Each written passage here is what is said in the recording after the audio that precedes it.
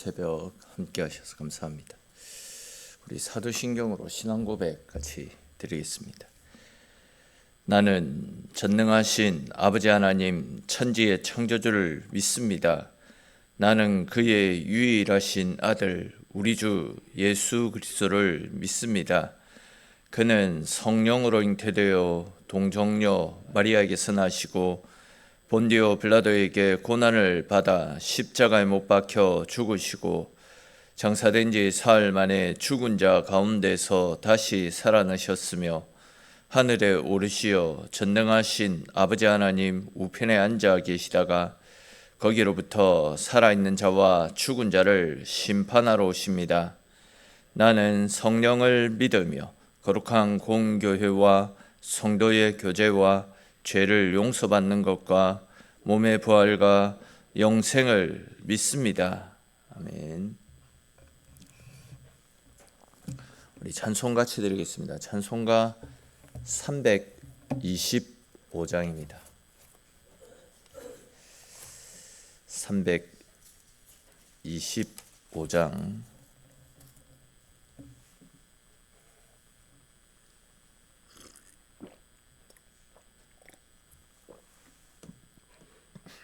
325장 우리 3절까지만 같이 찬송 드리겠습니다.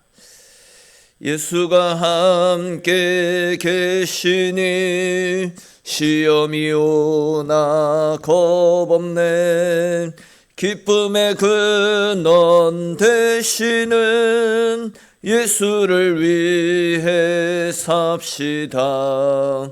날마다 주를 섬기며 언제나 주를 기리고 그 사랑 안에 살면서 딴 길로 가지 맙시다.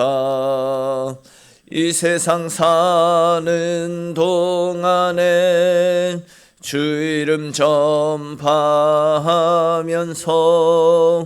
무한한 복락 주시는 예수를 위해 삽시다. 날마다 주를 섬기며 언제나 주를 기리고 그 사랑 안에 살면서 딴 길로 가지 맙시다.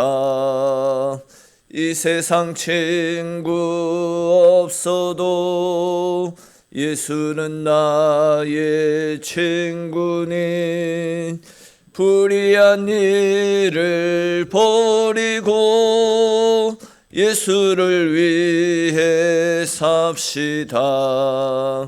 날마다 주를 섬기며 언제나 주를 기리고 그 사랑 안에 살면서 딴 길로 가지 맙시다.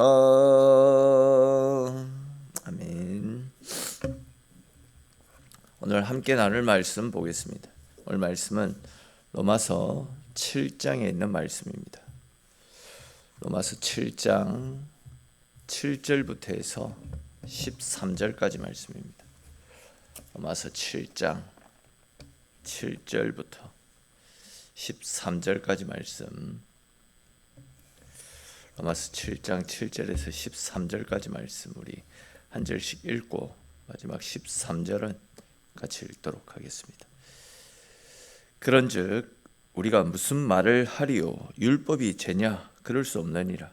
율법으로 말미암지 않고는 내가 죄를 알지 못하였으니 곧 율법이 탐내지 말라 하지 아니하였더라면 내가 탐심을 알지 못하였으리라.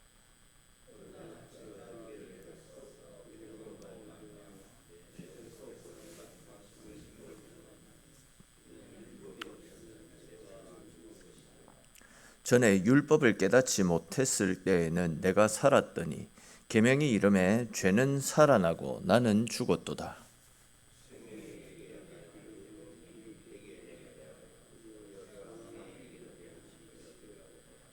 죄가 기회를 타서 계명으로 말미암아 나를 속이고 그것으로 나를 죽였는지라.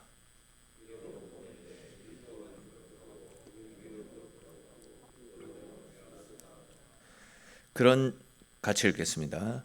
그런즉 선한 것이 내게 사망이 되었느냐? 그럴 수 없느니라. 오직 죄가 죄로 드러나기 위하여 선한 그것으로 말미암아 나를 죽게 만들었으니 이는 계명으로 말미암아 죄로 심히 죄되게 하려 함이라. 아멘. 우리가 지금 계속 살펴보고 있듯이 율법은 우리 속에 있는 죄와 허물을 드러내고 율법을 지키지 못하는 우리는 죽어 마땅한 존재임을 가르쳐주는 역할을 하고 있지 않습니까? 근데 우리가 반드시 기억해야 될 것은 율법이 우리의 죄를 드러내고 우리의 자유를 빼앗아 간다라고 해서 율법 자체가 잘못된 것은 분명 아니지 않습니까? 율법을 지키지 못하는 나에게 문제가 있는 것이지 우리가 죄인임을 가르쳐주는 율법이 문제가 있는 것은 아닙니다. 즉 죄 짓지 말고 거룩한 삶을 살아가라 라고 말씀하시는데도 불구하고 여전히 죄의 유혹 앞에 넘어지고 수시로 죄와 타협해서 살아가는, 다시 말해서 율법을 지키지 못하는 우리에게 문제가 있다라는 사실입니다. 솔직히 말해서 우리는 율법을 지킬 수가 없습니다. 율법 앞에 내 자신을 비춰보게 되면 수시로 죄 앞에 무너지고 죄와 타협해버리고 율법을 지키지 못하는 나의 초라함을 발견할 수밖에 없습니다. 그럼 죄 앞에 무딘 내 속에 있는 진짜 비참함밖에 들여다볼 수 없다라는 거죠. 그렇게 율법 앞에 서면 짙은 한숨과 절망만 차오르게 되는 것이 율법 앞에 선 우리의 모습이다라고 사도 바울은 지속적으로 이야기합니다. 그러나 이제 제 앞에서 그렇게 무기력해지고 죄로 인해서 멸망에 이를 수밖에 없는 우리에게 하나님은 한 가지 빛을 허락해 주셨습니다. 그 빛은 완전하고 의로우셔서 율법을 완벽하게 지키시는 분, 또한 율법을 지키지 못하는 우리를 위해서 십자가를 짊어지시고 우리에게 율법으로부터 자유를 허락하여 주신 분, 즉 예수 그리스도이십니다. 우리 모두는 율법 앞에 서면 좌절하고 절망하고 괴로워질 수밖에 없지만 그렇기 때문에 우리가 할 수 있는 것이 아무것도 없기 때문에 예수 그리스도 앞으로 가게 되면 그분은 우리를 향해서 수고하고 무거운 짐진 자들아 다 내게로 오라, 내가 너희로 쉬게 하리라 라고 말씀하시면서 지쳐있는 영혼들, 율법 앞에서 무기력한 영혼들에게 쉼과 자유와 평안과 안식을 허락해 주시는 겁니다. 따라서 우리가 율법 앞으로 가면 율법의 노예가 되어서 살 수 있는 길이 사라지게 되지만 그 율법을 십자가에서 완성하신 예수 그리스도, 우리 주님 앞으로 가게 되면 우리의 부족함에도 우리가 어떠함에도 불구하고 율법을 다 지킨 것으로 인정해 주시고 하나님의 자녀로 삼으시고 영원한 안식이 있는 천국으로 인도해 주시는 것입니다. 이것이 바로 주님 안에 있을 때 율법으로부터 자유할 수 있는 하나님께서 만드신 생명의 성령의 법이라 할 수 있습니다. 조금 다른 관점에서 말씀을 드리면 연약한 우리 인생들이 예수 그리스도로 옷 입으면 우리가 지었던 모든 죄가 다 감추어지고 죄인인 내가 의롭다 칭함을 받을 수 있게 되는 겁니다. 사실 이 내용은 제가 몇 번이나 말씀을 드렸던 내용인데 스가랴서 3장 말씀해 보시면 이와 관련된 말씀이 보다 구체적으로 직접적으로 소개가 되어지지 않습니다. 대제사장 여호수아가 죽어서 하나님의 심판대 앞에 서게 됩니다. 근데 하나님의 심판대 앞에 서 있는 대제사장 여호수아의 모습을 보면 죄로 얼룩져 있는 더러운 옷을 입은 채 하나님의 심판대 앞에 서 있습니다. 여러분, 대제사장처럼 거룩한 사람이 죄로 얼룩져 있는 옷을 입고 심판대 앞에 서 있게 된다라고 한다면, 서 있다면 우리 같은 평인들의 모습은 어떠하겠습니까? 이렇게 이제 죄로 얼룩져 있는 상태로 하나님의 심판대 앞에 서 있는 대제사장, 그 대제사장을 보고 사탄이 정죄하는 모습이 스가랴서 3장에 나타납니다. 즉 저 죄인을 지옥으로 보내서 죄값을 달게 받게 해야 됩니다. 하나님 앞에서 그 사탄이 대제사장을 정죄한다라는 거죠. 근데 이제 그때에 하얀 세마포 옷을 입으신 예수님께서 죄로 얼룩져 있는 대제사장 여호수아를 변호해 주십니다. 그래서 이제 하나님께서 천사에게 명하셔서 대제사장의 더러워진 옷을 벗기고 깨끗한 새 옷으로 갈아입혀 주시는 겁니다. 즉 죄로 말미암아 사탄으로부터 정죄받아 지옥으로 가야 될 인생이었지만 우리의 변호인이 되시는 예수님께서 찾아오시고 의의 옷을 입혀주시니까 우리가 지은 죄의 더러운 때들이, 죄로 얼룩져 있는 우리의 삶들이 깨끗하게 씻음을 받고 이제는 죄인이 아니라 의인의 모습으로 하나님 앞에 설 수 있게 되는 것입니다. 이것이 바로 사도 바울이 로마서에서 줄기차게 이야기하고 있는 예수 그리스도 안에 있는 사람들에게 허락하여 주시는 의와 정직함과 정결함의 은혜라 할 수 있는 겁니다. 근데 이제 문제가 하나 있습니다. 11절 말씀 보시면 죄가 기회를 타가지고 계명으로 말미암아 나를 속이고 그것으로 나를 죽였는지라, 이런 말씀이 나타나고 있습니다. 이 말씀이 무슨 말씀이냐면, 쉽게 말씀을 드리면 계명으로 말미암아 결국 죄가 나타나고 나를 속이고 나를 죽인다라는 겁니다. 그러니까 이제 앞에서도 잠시 언급을 했듯이 율법이 없으면 내가 죄인인지 모를 텐데 율법에서 죄에 대한 명확한 기준을 제시해 주시기 때문에 우리의 죄가 드러나고 내가 죄인이 되어지는 것입니다. 그러다 보니까 우리를 죄인으로 만드는 율법을 없애야 된다. 율법이 없으면 우리가 죄인인지 모르고 우리는 죄인이 되어지지 않을 것인데, 율법 때문에 우리가 죄인이 되어지니까 율법을 없애야 된다라고 주장하는 율법 폐기론자들이 생겨날 수 있는 상황입니다. 그러나 여러분, 율법 자체는 아무런 문제가 없음을 서론에서도 말씀을 드렸습니다. 문제는 율법이 아니죠. 죄를 짓는, 즉 율법을 지키지 못하는 우리가 문제지, 율법 자체가 문제라고 말하는 것은 잘못됐다라는 겁니다. 예를 들어서 그냥 우리 사회법을 가지고 한번 생각해 보십시다. 사회법, 도둑질하면 안 된다, 신호 어기면 계속해서 교통 범칙금 날아오고, 그래서 이제 그 범칙금을 내야 되는 경우들이 종종 발생하지 않습니까? 근데 이제 그 범칙금을 낸다라고 해가지고 이 사회법 이런 거 없어져야 된다, 이렇게 되면 어떤 문제들이 발생하겠습니까? 서로 내가 먼저 가겠다고 다른 사람 배려하지 않고 내 중심적인 사고를 하다 보면 더 많은 사고가 발생하게 되고, 도둑놈으로부터, 강도로부터, 폭력범으로부터 우리를 지킬 수 있는 것들이 사라지게 됩니다.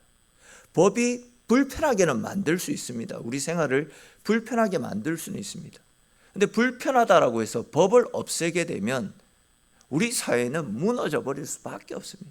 때로는 불편하더라도 그것을 지킬 때에, 우리가 그 법의 울타리 안에 있을 때에 우리 개인의 안전도 보장되어질 뿐만이 아니라 사회의 질서도 잡히게 되는 것 아니겠습니까? 그러니까 이제 율법이 문제가 아니라는 겁니다.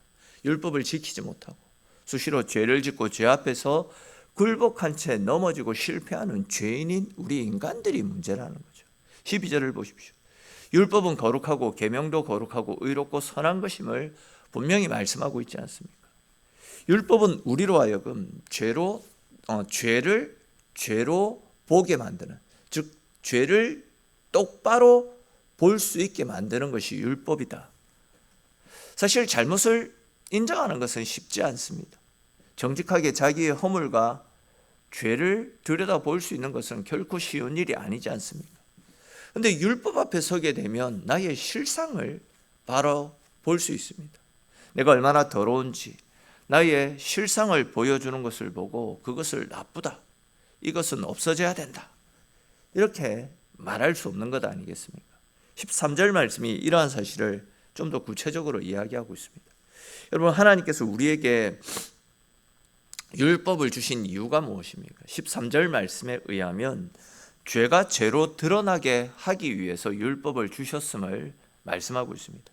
예를 들어서 율법이 없다면 마음으로 형제를 증오하고 미워하는 것이 살인이고 죄라는 것을 모를 텐데, 율법에서는 마음으로라도 형제를 미워하면 죄라고 분명히 말씀하고 있지 않습니까? 또한 다른 이성을 보면서 음란한 생각을 품는 것도 마찬가지입니다. 간음만 안 하면 되지, 이렇게 생각을 할 수 있는데 율법에서는 다른 여인을 보고 음란한 생각을 품는 것도 죄임을 분명히 말씀하고 있습니다. 그러니까 이제 율법은 우리가 미처 몰랐던 우리 속에 있던, 마음 속에 있는 그 죄까지도 전부 다 드러나게 하는 겁니다. 그러다 보니까 이제 나타나는 현상들이, 사람들이 교회에 오는 것을 싫어합니다. 왜 그렇습니까? 교회에 오면 내가 죄인이 되기 때문입니다. 예전에 몰랐던 나의 죄가 드러나고 그 죄 때문에 내가 괴롭기 때문입니다. 양심을 콱콱 찌르는 하나님의 말씀이 듣기 싫은 겁니다. 거북해지는 겁니다. 그러나 여러분, 그렇다라고 해가지고 교회 오기를 꺼리게 된다면 그 사람의 인생은 지옥입니다. 율법이 죄를 드러내고 우리를 아프게 하고 힘들게 하고 그것으로 끝나면 율법을 따를 이유가 없는 거예요. 근데 이제 율법 앞에 서게 되면 내가 죄인인 것을 깨닫게 되고 내 속에 있는 그런 숨은 죄들이 다 나타남으로써 나 같은 사람이 어떻게 구원을 얻지? 내 인생은 이제 끝이구나. 나는 죄 앞에 넘어질 수밖에 없는 연약한 인생이구나. 이런 내가 어떻게 구원을 얻지? 그래서 내가 예수 그리스도가 필요한 것이구나. 율법 앞에 드러난 내 죄를 가지고 주님 앞으로 달려갈 수 있는 은혜의 길이 열릴 수 있게 되는 겁니다. 율법을 통해서 내가 죄인임을 깨닫고 이런 나에게 예수 그리스도 구원자가 필요하다라는 사실을 새롭게 알 수 있게 하는 역할, 그 역할을 율법이 하는 것입니다. 여러분, 만약에 우리가 죄인임을 인정하지 않는다라고 한다면 어떻게 구원에 이를 수 있겠습니까? 율법 앞에 서서 내가 죄인임을 깨닫게 될 때에 예수님을 찾을 수 있게 되는 겁니다. 그렇기 때문에 율법은 결코 악한 것이 아닙니다. 없어져서도 안 되는 것입니다. 율법 아래에서 내 죄를 발견하고 죄인인 나는 예수님 없이는 아무것도 아닌 인생임을 깨달아서 예수님 앞으로 나를 인도하기 때문에 오히려 율법은 우리에게 절대적으로 필요한 것입니다. 그런 측면에서 바울은 율법은 우리를 예수님께로 인도하는 몽학선생, 요즘 성경으로는 가정교사라고 그렇게 이야기를 하고 있습니다. 근데 여러분, 우리가 헷갈리면 안 됩니다. 율법이 우리를 예수님께로 인도한다라고 해서 율법이 우리를 구원해 주는 것이 아닙니다. 율법의 역할은 우리의 죄를 깨닫게 해서 우리를 예수님 앞으로 인도하는 역할, 딱 거기까지만입니다. 율법이 우리를 구원하지 못한다라는 겁니다.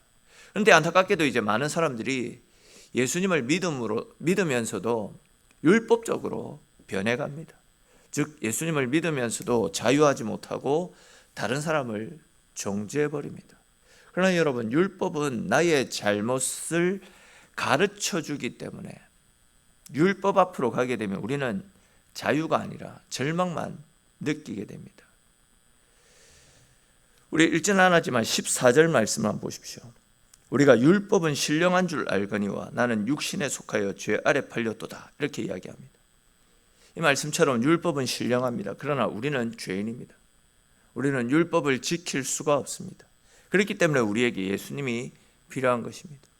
예수님은 율법 앞에서 완전할 수 없는 우리, 즉 죄인인 우리에게 율법에서의 자유와 평안과 안식을 주시기 위해 이 땅에 찾아오셨습니다. 길이요 진리요 생명이신 예수 그리스도를 나의 구원자로 믿고 우리가 그분 앞에 서게 될 때에 그분의 생명이 또한 그분의 의로우심이 나에게도 주어지게 되는 겁니다.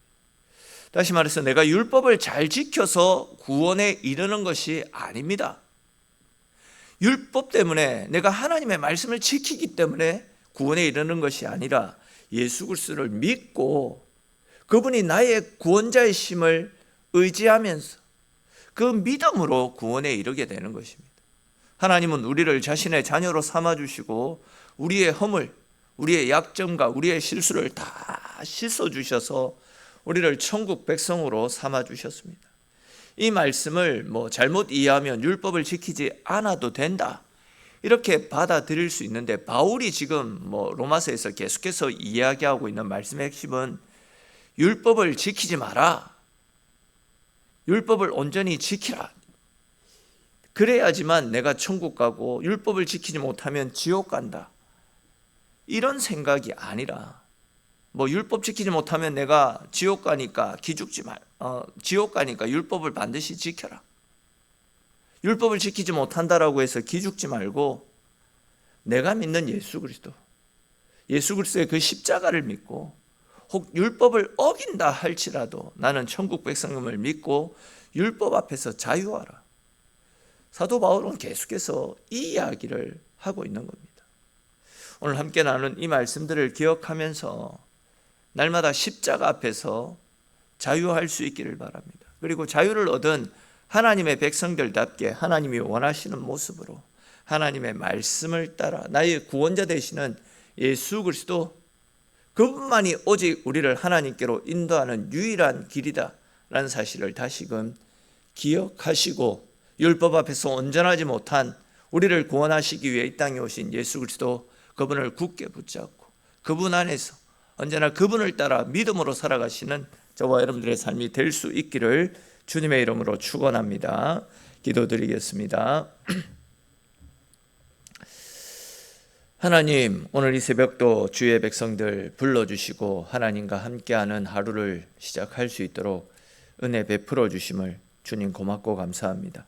참 하나님, 우리가 율법 앞에 서면 수시로 넘어지고 실패하고 죄짓고 무너져버리는 참으로 보잘것없고 나약한 우리의 실상을 들여다보고 한숨만 나오게 되는데, 이런 우리를 사랑하셔서 이런 우리를 포기하지 아니하시고 예수 그리스도를 보내주셔서 예수 그리스도 안에 머물기만 하면 율법의 유무와 상관없이 우리의 죄를 사하시고 거룩한 하나님의 백성으로 삼아주신다 약속하여 주시니 주님 고맙고 감사를 드립니다. 우리가 언제나 율법 앞에서 우리의 나약함을 발견하게 하시고 이렇게 나약한 우리 인생 가운데는 예수 그리스도가 절대적으로 필요하다라는 사실을 늘 깨닫고 인식하여 율법 앞에 서서 우리의 구원자 되시는 예수님을 바라보며 언제나 주님 은혜 가운데 살아가는 우리네 삶이 될 수 있도록 주님 은혜 베풀어 주시옵소서. 오직 예수 그리스도 그 이름을 붙잡고 그분 안에 머물러 살아갈 때에 우리의 연약함과 부족함에도 불구하고 영원한 천국으로 인도하시는 주의 은혜가 뒤따른다라는 사실을 우리가 늘 기억하며 살게 하시고, 또 이 십자가의 진리를 몰라 세상을 향해 멸망을 향해 달려가는 우리 주변 사람들에게도 우리의 구원자 되시고 우리의 유일한 생명길이 되시는 주님을 드러내고 알리는 일에도 열심을 내며 살아가는 우리네 삶이 될 수 있도록 주님 은혜 베풀어 주시옵소서. 오늘 이 새벽도 주님 의지하는 주의 백성들이 새벽을 깨우고 주님 앞으로 나왔습니다. 기도하며 하나님 찾을 때에 우리의 소원에 응답하시는 크신 하나님의 음성을 들려주시고 또한 오늘을 살아갈 수 있는 큰 힘을 베풀어 주셔서 오늘 하루도 오늘 주신 말씀 붙잡고 주님과 함께 승리하는 우리네 삶이 될 수 있도록 주님 함께하여 주시옵소서. 모든 말씀 살아계신 우리 주 예수님의 이름으로 기도드립니다. 아멘.